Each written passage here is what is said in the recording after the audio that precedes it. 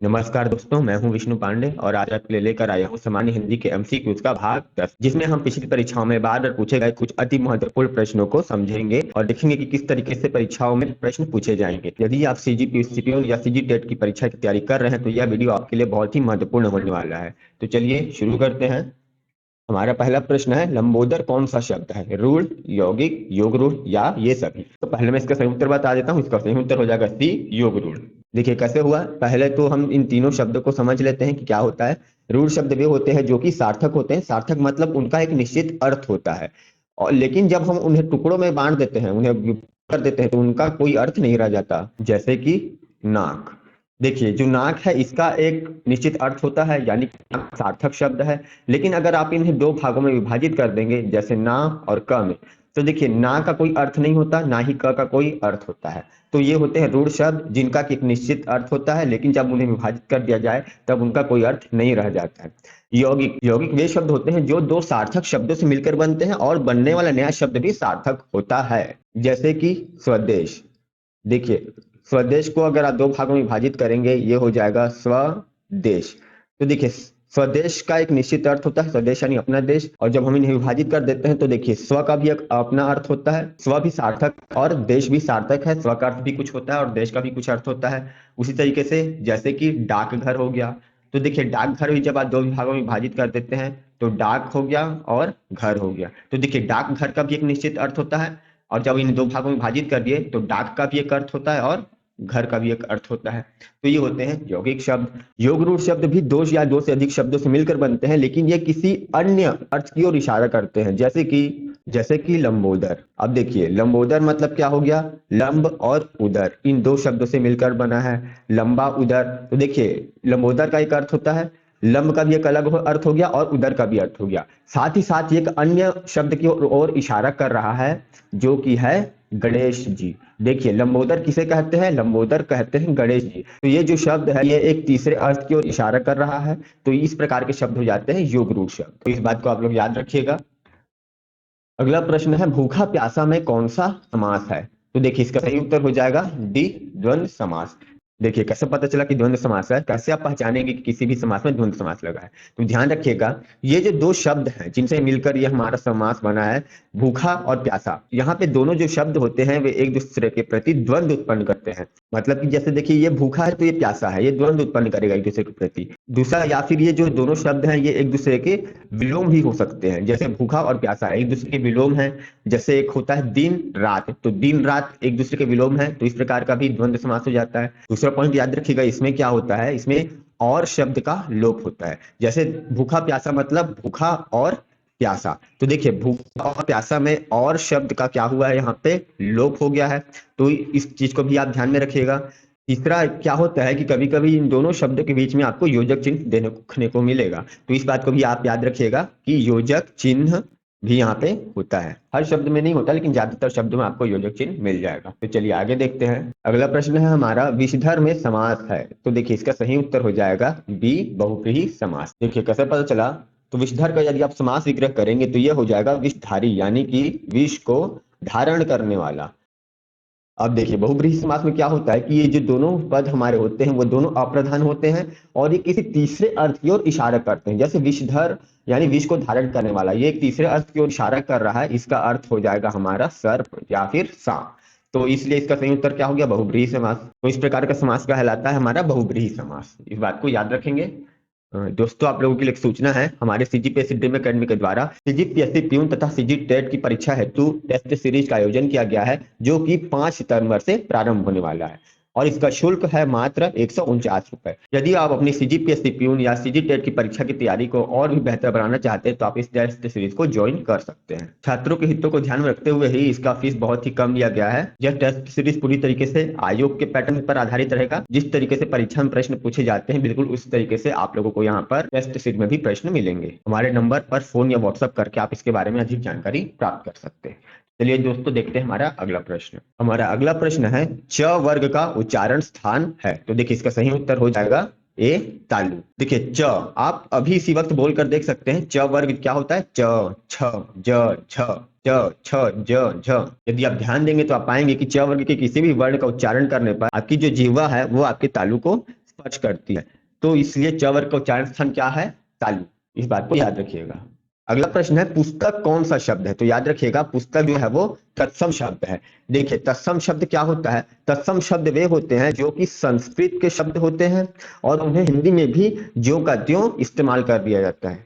पुस्तक आपको याद होगा संस्कृत का शब्द है और उसे हिंदी में भी पुस्तक ही बोलते हैं। देखिए तद्भव शब्द क्या होता है? ये संस्कृत का ही परिवर्तित रूप होता है। जो संस्कृत के शब्द थे उनमें समय के साथ कुछ परिवर्तन हो गया और उसे ही हमने तद्भव शब्द का नाम दिया। जैसे कि सूर्य। देखिए सूर्य क्या है? हम संस्कृत के शब्द हैं तो ये हमारा तत्सम रूप कहलाता है और इनमें समय के साथ परिवर्तन हो गया और ये सूर्य से बन गया सूरज। तो ये जो सूरज है ये क्या है? हमारा तद्भव रूप है। देशज शब्द वे शब्द होते हैं जो कि हमारे ही देश में उत्पन्न हुए होते हैं, जैसे कि पगड़ी हो गया। ठीक है, ये शब्द का आविष्कार हमारे ही देश में हुआ होता है।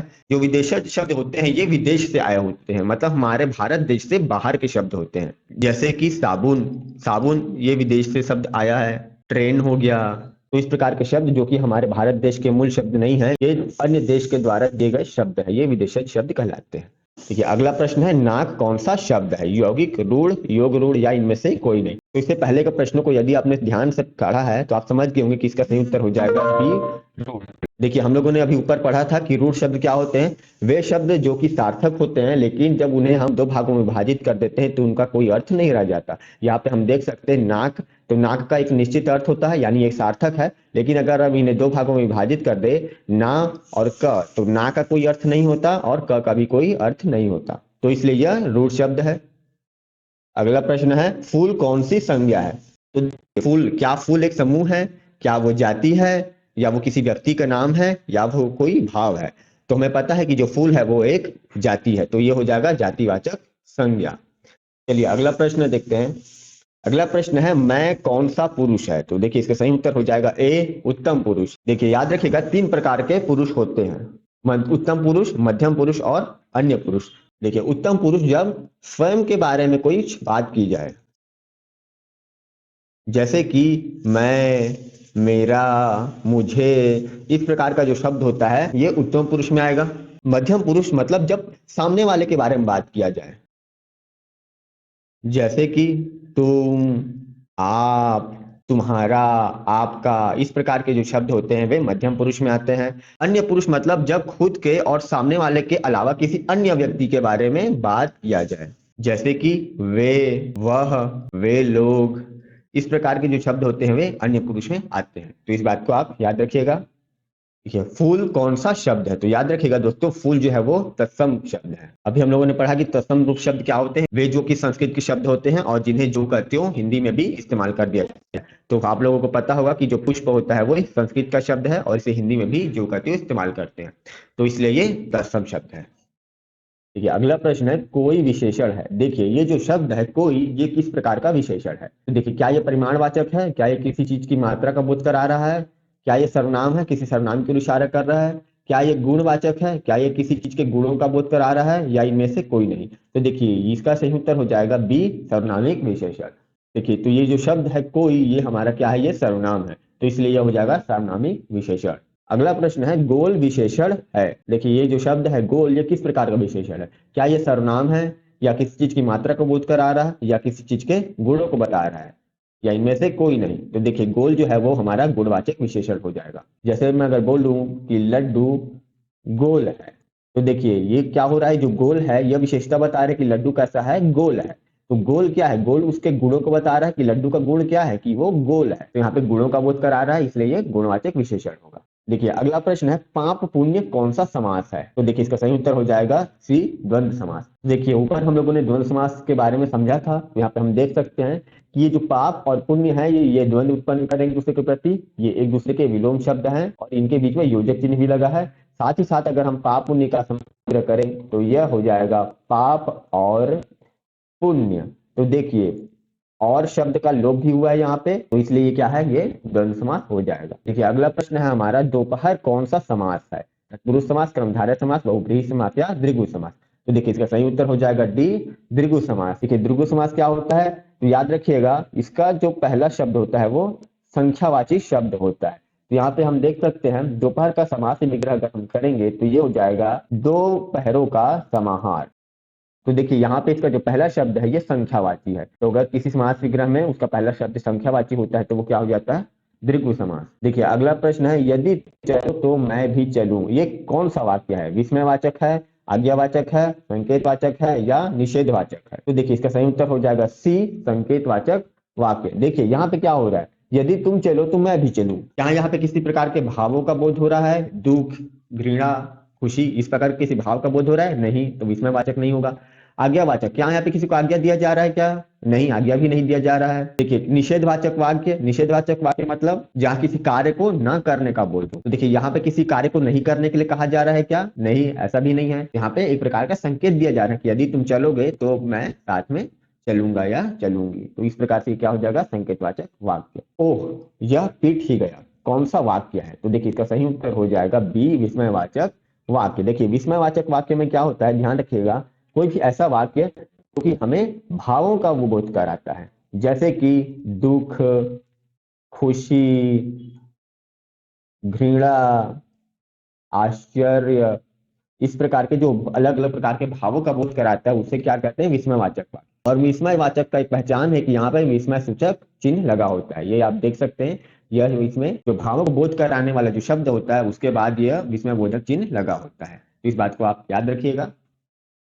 अगला प्रश्न है हमारा, रस भरा कौन सा तत्पुरुष समास है, कर्म तत्पुरुष, करण तत्पुरुष, संप्रदान तत्पुरुष या फिर इनमें से कोई नहीं। तो देखिए इसका सही उत्तर हो जाएगा बी, करण तत्पुरुष समास। देखिए याद रखिएगा करण तत्पुरुष समास क्या होता है, तो करण तत्पुरुष समास में याद रखिएगा इसमें करण कारक चिन्हों का लोप हो जाता है। करण कारक चिन्ह यानी कि से या फिर के द्वारा, ये जो दोनों शब्द है वो करण कारक चिन्ह कहलाते हैं। करण कारक में क्या होता है, करण कारक में किसी कार्य के होने के कारण का बोध होता है, किसी कार्य के होने के कारण का बोध होता है, याद रखिएगा।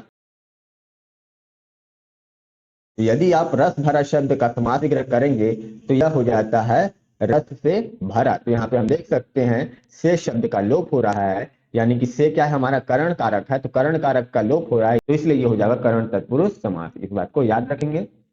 अगला प्रश्न है, स्वर्ग प्राप्त में कौन सा तत्पुरुष समास है, तो इसका सही उत्तर हो जाएगा एक, कर्म तत्पुरुष समास।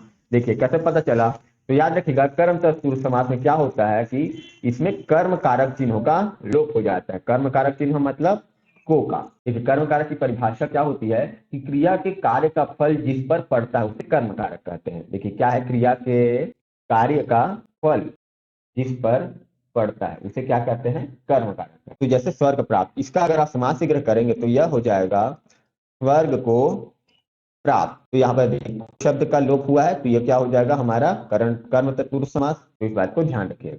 अगला प्रश्न है, शुद्ध वर्तनी का चयन कीजिए, कौन सा शब्द इसमें से शुद्ध है, कृपा, कृपा, कृपा या कृप। तो देखिए ये जो शब्द हमारा कृपा ये हमारा सही है, बाकी ये सब जो है वो क्या है, गलत।